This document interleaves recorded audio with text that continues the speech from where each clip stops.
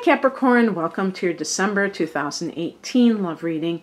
It's Raina, and this is going to be, I don't know what I was about to say. I was going to say I'm going to use my Morgan Greer deck, which I use in most of my readings, and I'm going to also pick a Whispers of Love Oracle card afterwards.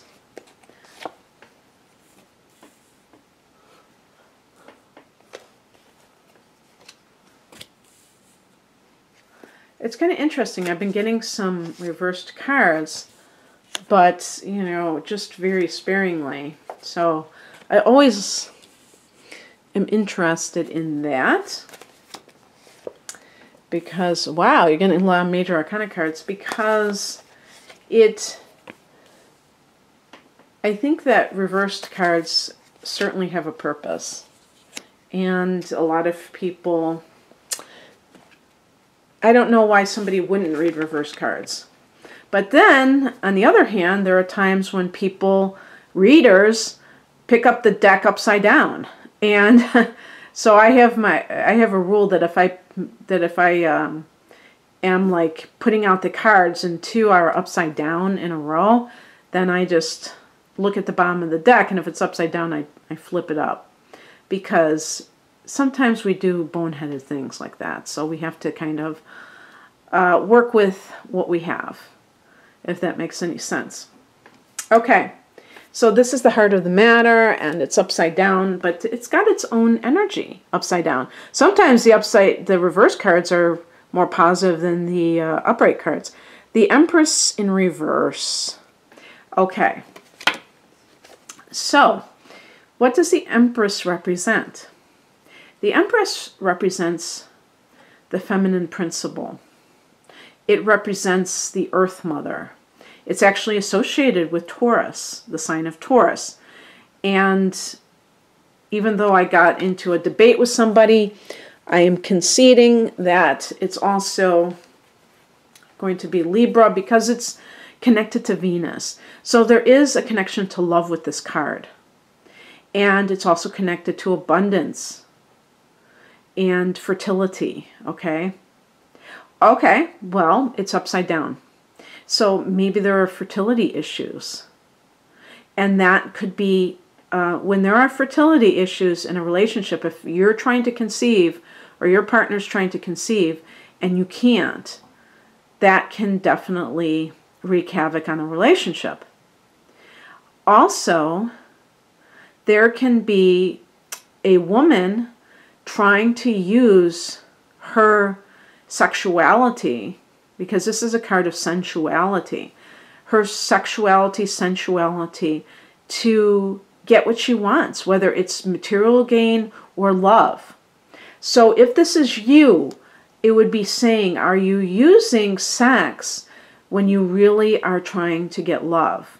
This is particularly an issue with women. This is not going to be typical for male Capricorns because women, it's just how women are, you could say it's how they are wired or how they are conditioned or a mixture thereof. So women tend to be more emotionally connected to life. That's just how it is. Not true 100% of the time. There are many women with a lot of masculine energy. I'm probably one of them. Even though I consider myself sensitive and even an empath, perhaps, I do feel very like I got a lot of masculine energy. And my partner, who's a male, he's very sensitive. And so it can work when one person is, it doesn't matter what gender they are. It can work that way. You know, so I might say, get over yourself. And he's like, you know, being all sensitive and stuff like that. But the point is that women tend to, it's not that they're using sexuality this way. They erroneously believe that this is the way that you get a man to love you. In a same-sex relationship, this probably would not even be an issue for two women, but in a male-female relationship, yes, You know, that could definitely be a pattern, a dynamic that is going on with you in some way. This can also mean that there is a woman, maybe this is the other woman, and you feel like you're competing with a woman. It's possible that if your partner had a relationship with somebody and they had a child, that this is the ex baby mama from hell who is, you know, she doesn't want to let this person go, and she's using the fact that they have a child together to try to get him back and to try to seduce him. So this could be the seductress, okay? And that is going to maybe rub you the wrong way. Let's look at some of these other cards. This is the Foundation card, the Judgment card. Sometimes this can be, maybe this is ex-wife.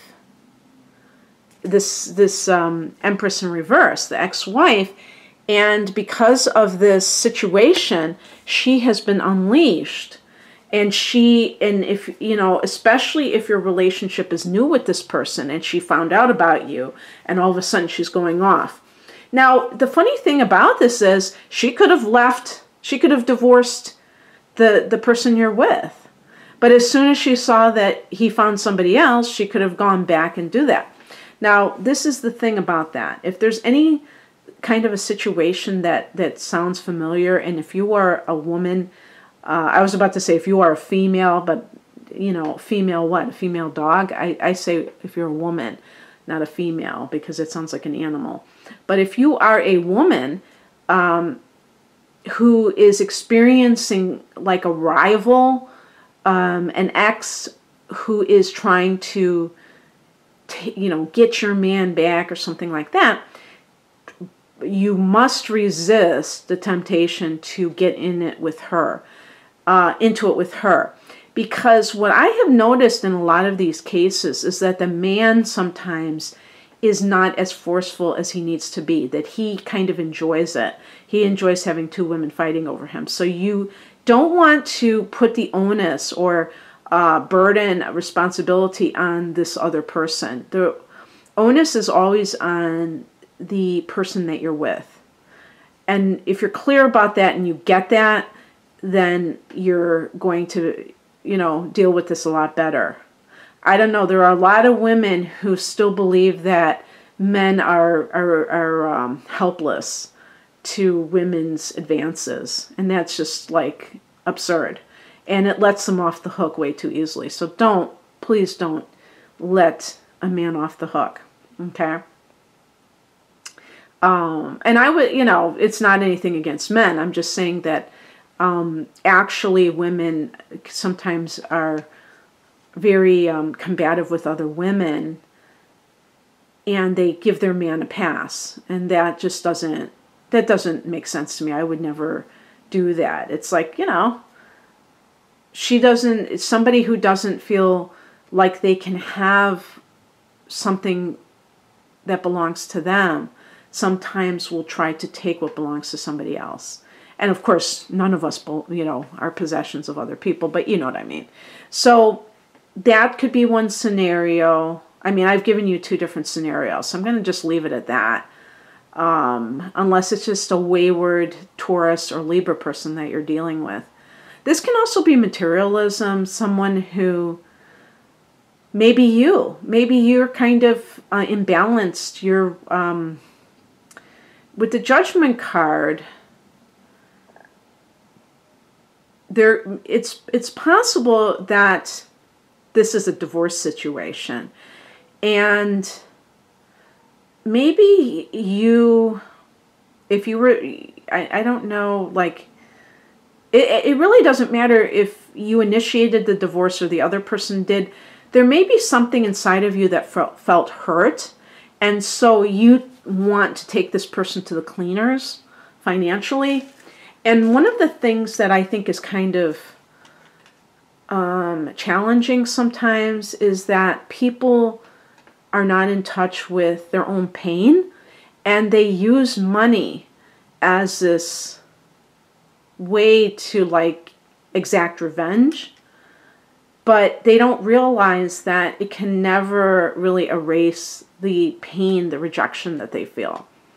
So you might have said, oh, okay, you want to divorce me? Okay, well, I'm just going to get an attorney and I'm going to just try to just take you to the cleaners. And you think that that's going to make you feel better. Well, the challenge position is 6 of Wands. You could say it's reversed, because in the upright position it would be victory. So I'm reading it as the more negative connotation. And this is like, I mean, I'm not saying that if you were to have a legal judgment, it would go against you. It's possible that it would, but it's not the point. The point is that you don't really feel victorious in your life. And so this is like kind of a substitute. And it's kind of a shallow substitute. It's not going to work. And it's better when people embrace their own pain, acknowledge it, and are able to integrate it, not to reject it, not to pretend it doesn't exist, and distract themselves with lawsuits or, the drama of it, the revenge factor. The higher message is the 2 of Cups. This may mean that this person that you're with, he still wants to get back with an ex. That's always a possibility.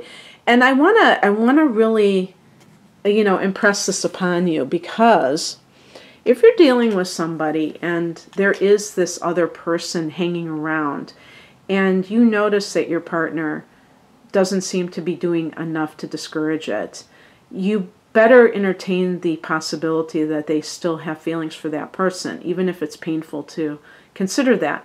But don't push away those feelings by getting angry or anything. Just admit to yourself that that is a possibility and decide, what your game plan is. Because if you're the type of person who has a history of this, where you're with somebody and they've got somebody else that they're dealing with, there could be something within you that has a hard time, being intimate with somebody, that you kind of are afraid of getting close to somebody. That's always a possibility. But also, do you feel deserving of having somebody to yourself that really loves you and is devoted to you? That's always something that you need to really question within yourself, because there's a very good possibility that somewhere deep down inside you feel that you're not deserving of love, so you have to get leftovers, people that are kind of on the fence, and blah, blah, blah. Now, the other possibility with this card is that it's saying that you need to forgive somebody. This is a spiritual message, so it's going to be more of an interior thing, not like developments in the outer world, but something that you need to do within yourself. Maybe you need to forgive somebody. If you're married to somebody and they cheated and you're getting divorced, maybe you're trying to, like I said, take them to the cleaners because you're so hurt, you feel so rejected, and you need to just let it go. And that comes by forgiveness, not by saying, oh yeah, it's fine that you did that, but just saying, you know what, it happened, and I know that it's not what I wanted, but I can accept it, and I wish that person the best, and I'm ready to move on. And this is the more practical advice. The Fool card, it's like starting from scratch. And yeah, I mean, it's forging a new path and not really knowing where it's going to take you and not really caring. You're just kind of ready for a new adventure. And actually, in December, there is going to be a full moon in Cancer on December 22nd. So this will be in your 7th house of committed partnership. That can bring some marriage situation to a close, maybe even divorce proceedings, because the 7th house is also like legal matters. So that could be like the end of this ordeal. But if it's like making aware a situation that you've been in denial of, or just kind of like that's the last straw and you're done, that's okay, you know, because that's life is a journey, and we have different seasons, we have different relationships that suit us at a certain stage in our life, and we have to make peace with that and not try to fight it, you know. What is coming in is represented by the Knight of Pentacles. Now, this could be somebody who's a Taurus. This is connected to Taurus, who comes into your life, a very reliable type of a person. Virgo and Capricorn are the other earth signs. But this could be you throwing yourself into your work. This is a card of somebody who's a workhorse, who's really like just all about their work, is all about, you know, the daily grind, but not in a bad way. They're just very persistent in their material goals. And that might be how you handle yourself during this time of possible transition. The outcome is the 3 of Wands. This is a card of expansion, of, you know, new sights, maybe travel is indicated here. This could be entrepreneurial energy. I can never say that word. So maybe you're traveling to promote a product, or you are traveling for the means of expansion. This is a very enthusiastic card because fire energy is all about passion. So it's possible that through your work you meet a fire sign. And, you know, the one fire sign I think of with Capricorn is Aries, but the other fire signs are Leo and Sagittarius. But in any case, I think with you, you know, it's right below the Fool card. So these are both cards that I would associate with traveling, expanding your horizons, and maybe your perspective on life. So let me pick a card from that Whispers of Love deck to kind of cap off this reading. I really like that last card. Okay. This is the back of the cards. You got romance. Lavish the one that you love with your personal attention and affection. Now, obviously, they're showing a romantic couple there, but I would open this up to other people in your life. Perhaps you need to spend more time with your children. Maybe you need to spend more time with your friends. And if you're not seeing anybody, don't limit who you give affection to just a love partner. And I mean that when they say lavish, I'm not just talking about being nice to somebody, but just really showing your appreciation for somebody. It could be like a friend. It could be a neighbor that you know is a widow. I think that whenever we put out love, that is the best. That's what fulfills it. Some people will say, if you want to be loved, put out love to others. Give love to other people. But it's so easy for that to turn into a giving to get. And I'm just saying, if you forget about somebody loving you and needing that, and you just start loving people for no ulterior motive, with no ulterior motive, I think that can be the most fulfilling thing of all. Because I think I was just reading somewhere where somebody was saying, we don't need anybody to love us.